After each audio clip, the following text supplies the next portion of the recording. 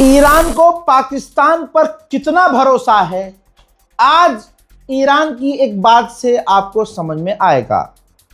Report ये आ रही है कि ईरान राजी है अपना एनरिच यूरेनियम पाकिस्तान को देने के लिए। हाँ, रिपोर्ट है कि ईरान अपना यूरेनियम जो उसने बनाया है अब तक, वो पाकिस्तान को देने को राजी है। इसके बाद कई देशों के पेट में आग लगी है कि ईरान पाकिस्तान पर इतना भरोसा करवाना पड़ता है। इंसानियत के नाते कभी कभी सामने वाले के लिए नरम होना पड़ता है। चुनाव जीतने के लिए, अपने लोगों को खुश करने के लिए हैवान बनने की जरूरत नहीं है हर जगह। कि एक समय तुम जाके सुप्रीम लीडर से मिले हो, बैठे हो, औकात पे रहे थे, औकात में थे, तब सुप्रीम लीडर से मिले और उन्हीं की शहादत के बाद अपने फर्जी ट्विटर पर, जिसमें मिलियंस ऑफ लोग फर्जी फॉलोवर हैं तुम्हारे, बोर्ड के जरिए फॉलोवर्स हैं तुम्हारे, तुम एक लाइन नहीं लिख सके। फिर तुम्हारे लोग और तुम्हारा मीडिया कह रहा है कि पाकिस्तान कुछ नहीं कर रहा है, ये तो पाकिस्तान ने अपनी ज़मीन दी है मीटिंग के लिए, ब्ला ब्ला ब्ला। ये तमाम चीज़ें करके तुम और बदनाम हो रहे हो। इसके अलावा दोस्तों, बड़ा अपडेट ये है, ये रहे IRGC कमांडर। इन्होंने जो बात कही है, वो बात सुनने के बाद मेरे खुद के पेट में दर्द हो रहा है, तो दुश्मन का क्या हाल होगा। उन्होंने कहा, ये जो सामने बैठे हैं IRGC कमांडर, इन्होंने कहा कि अगर दोबारा जंग शुरू हुई तो हम उन मिसाइलों का इस्तेमाल करेंगे जो मिसाइलें हमने इसी महीने बनाई हैं। अल्लाह अकबर। यानी जंग के दौरान ईरान ने मिसाइलें बनाई हैं, दुश्मन को देखने के बाद, परखने के बाद। और यह भी कह दिया है साहब ने कि अगर दोबारा जंग शुरू हुई तो यह जंग ग्लोबल होगी, सिर्फ इलाके में नहीं होगी। और हम पूरी तरह से हर जंग के लिए, हर एक्शन के लिए तैयार हैं। जो भी आज हुआ वो ताबड़तोड़ हुआ। दोबारा से स्ट्रेट ऑफ हॉर्मुज को बंद करना, जहाजों को धमकी देना, ये जाहिर सी बात है, इसमें तमाम चीजें सही नहीं थी। एक वक्त ऐसा आया कि ईरान ने बहुत बड़ी गलती की। ईरान की नेवी की यह गलती थी, इसको आप मिसकम्युनिकेशन कह सकते हैं, या फिर इसको छुपाने की कोशिश ना करते हुए इस बात को सीधा सीधा मान सकते हैं कि ईरान ने गलती की। ईरान की नेवी ने भारत के जहाजों को अप्रूवल दिया। नेवी नहीं, लिस्ट जारी की और कहा कि ये जहाज जा सकते हैं। दूसरा जहाज था भारत का, तो भारतीय टैंकर वहां से निकलना शुरू हुआ। जब भारतीय टैंकर स्ट्रेट ऑफ हॉर्मुज में पहुंचने लगा तो ईरान की नेवी ने भारतीय टैंकर पर हमला शुरू कर दिया, फायरिंग करना शुरू कर दी। भारतीय टैंकर ने बहुत क्लियर कहा कि सिपा नेवी, आप हम पर हमला कर रहे हैं, फायरिंग कर रहे हैं, जबकि लिस्ट जो जारी की है उसमें दूसरा नंबर हमारा है। आपने पहले हमें जाने की इजाजत दी और फिर हम पर हमला किया। वो ऑडियो सुनिए, आप देखिए। Navy, motor tanker Sanmar Herald, Sepa Navy, you gave me clearance to go. Sepa Navy, this is motor tanker Sanmar Herald, you gave me clearance to go. My name second on your list. You gave me clearance to go. You are fighting now. Let me turn back. सुना? भारत के 2 जहाजों के ऊपर हमला हुआ। तीसरा जहाज किसी और देश का था, उस पर बड़ा हमला हुआ और भारत परमिशन लेके आ रहा था। पीछे हमारे 14 जहाज और आ रहे थे। 2 आगे थे जिन पर हमला हुआ, उन्हें मुड़ना पड़ा। 14 पीछे और हमारे भारतीय टैंकर आ रहे थे। 14 उनको भी जब यह खबर मिली कि ईरान ने परमिशन दी और अब मार रहा है, तो उन तमाम जहाजों को मुड़ना पड़ा। 14 वो जहाज और 2 ये। 14, 15, 16 जहाज जो भारत आ रहे थे वापस मुड़ गए। तो ये चीज तो ईरान को भी सोचनी चाहिए कि आप परमिशन दिए हो, या तो आप एडवांस में बता दो कि आप परमिशन डिनाई कर रहे हो, पीछे मुड़ो। ये सीधा ओपन फायर करना टैंकर पर, वो भी उस टैंकर पर जो मित्र है आपका, दोस्त है आपका, कई तरह के सवाल खड़े हुए हैं। यही वजह है कि भारतीय गवर्नमेंट ने ईरानियन एम्बेसडर को समन किया, बुलाया, सवाल किया, पूछा और उनसे पूरा ब्यौरा मांगा है कि पूरा हमें लिखित में दीजिए, बताइए जब आप परमिशन दे रहे हो, आप हमें अपना भाई बता रहे हो और फिर हमारे टैंकरों पर हमला कर रहे हो, एक्सप्लेन कीजिए। मामला इतना गंभीर हुआ कि भारत के विदेश मंत्रालय के द्वारा आधिकारिक स्टेटमेंट जारी किया गया और बताया गया कि हमने ईरान के एम्बेसडर को समन किया और मीटिंग करी, और मीटिंग के दौरान हमने उनसे कहा कि ईरान से कहो कि आपने तो हमें सेफ पैसेज दिया था, आपने हमें रास्ता दिया था, और भारत के व्यूज क्या हैं ईरान को लेकर हमने एम्बेसडर से कहा कि जाकर बताओ, उन्हें बोलो और बताओ। और हमने आलोचना की है जो हमारे जहाज पर, टैंकर पर ईरान ने हमला किया है, यह सीरियस कंसर्न है।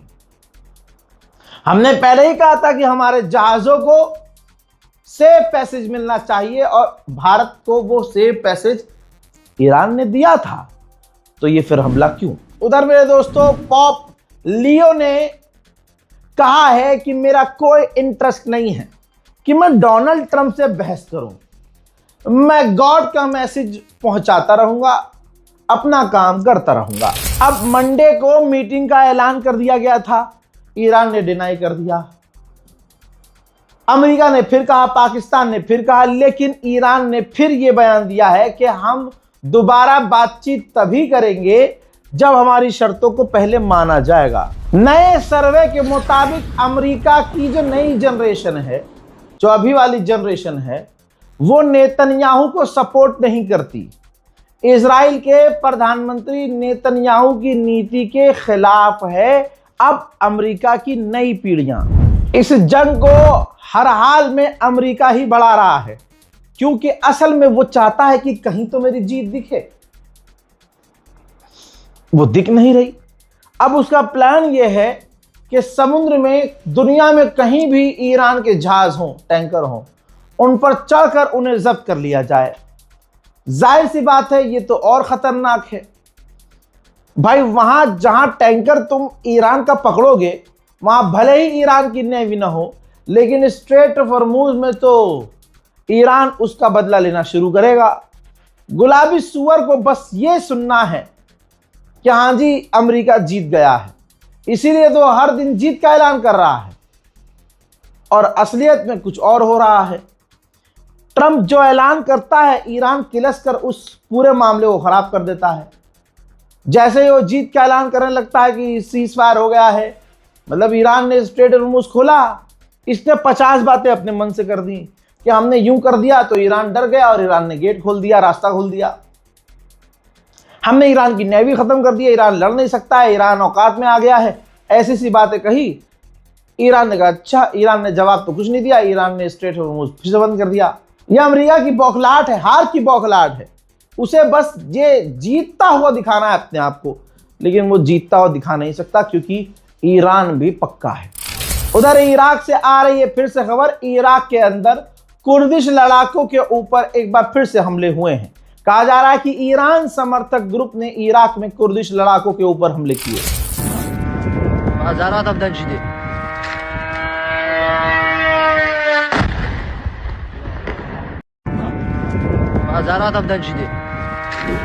अमेरिका ने ऐसा लग रहा है कि नया प्रपोजल ईरान को भेजा है। अल जजीरा में ये रिपोर्ट आई है, ब्रेकिंग है, कि ईरान ने कहा है कि अमेरिका का हम प्रपोजल पढ़ रहे हैं, चेक कर रहे हैं, देख रहे हैं, लेकिन हम कॉम्प्रोमाइज नहीं करेंगे। ये भी बात साफ है। ईरान ने कहा जो हमारे हिस्टोरिकल प्लेसेस, जगहों, इमारतों पर हमले हुए हैं, इसके लिए हम अमेरिका और इजराइल पर इंटरनेशनल क्रिमिनल कोर्ट में केस दर्ज करेंगे। उधर ईरान ने फाइनल ऐलान किया है और कहा है कि जब तक ये पूरी जंग खत्म नहीं हो जाती जड़ से, तब तक स्ट्रेट ऑफ हॉर्मुज हमारे हाथों में रहेगा।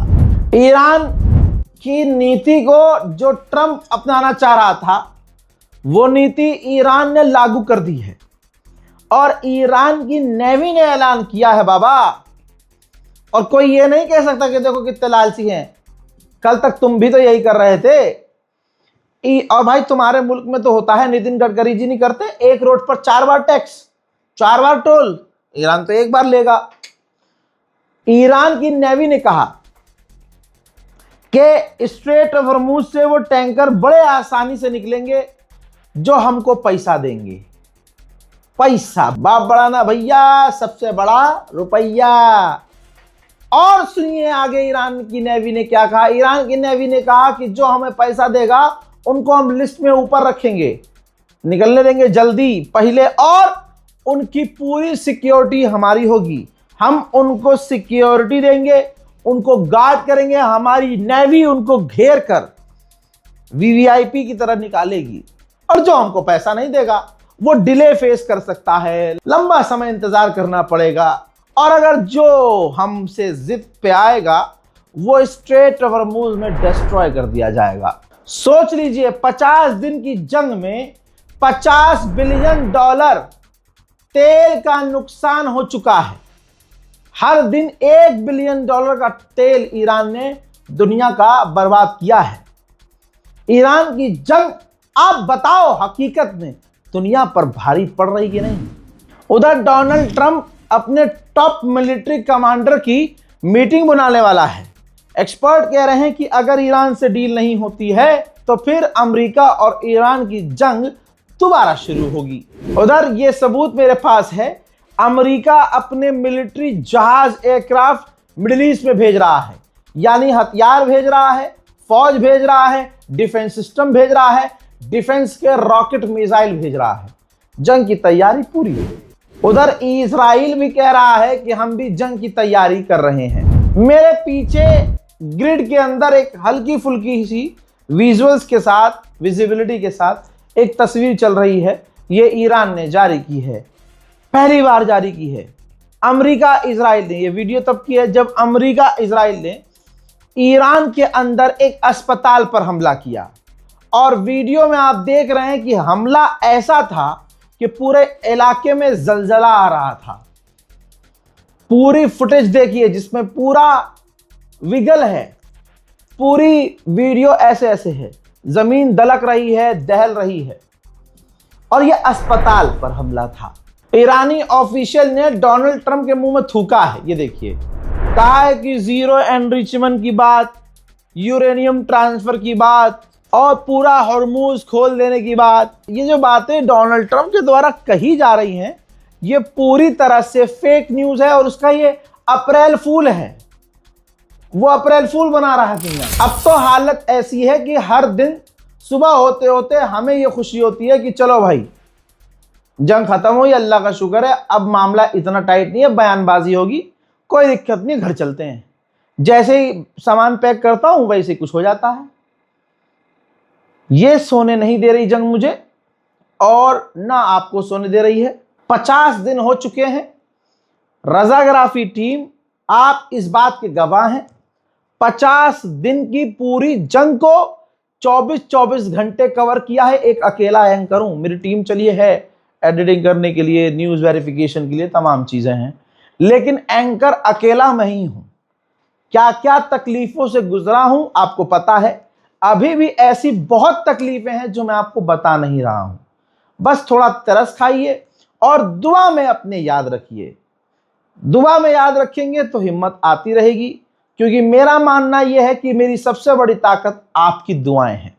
फिलहाल की इस रिपोर्ट में इतना ही। जय हिंद।